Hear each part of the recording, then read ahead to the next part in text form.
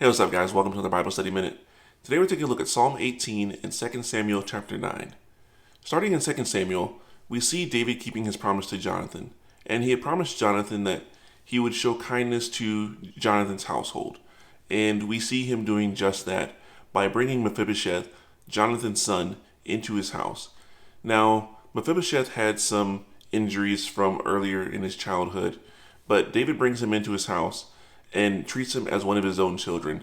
But another thing that he does is all of Saul's fields, he gives them to Mephibosheth and then has Mephibosheth's servants tend this land as if it was their own, and bringing all of the harvest in for Mephibosheth.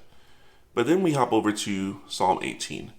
And Psalm 18 is a very vivid song that David has written describing how the Lord rescues him from his enemies.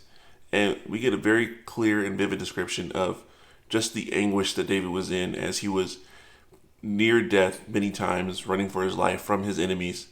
But then we get a picture of how the Lord swoops in and rescues him.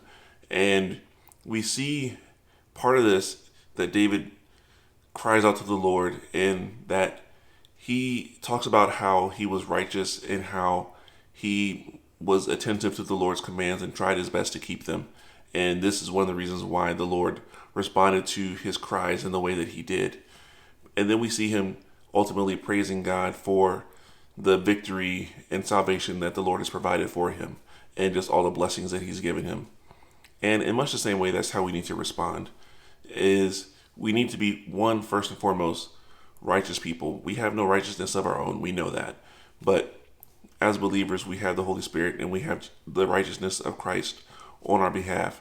And we need to walk in that righteousness and be people who know that the word of the Lord is pure and that the Lord is sure and true.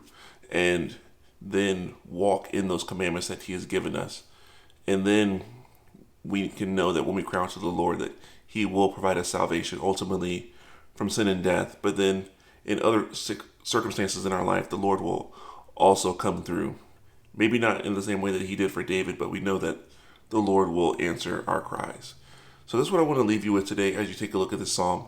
Look at David's character, both in how he kept his promise to Mephibosheth and Jonathan, and then how his righteous character is what allowed him to cry out to the Lord, and how he walked in a way that kept the Lord's statutes.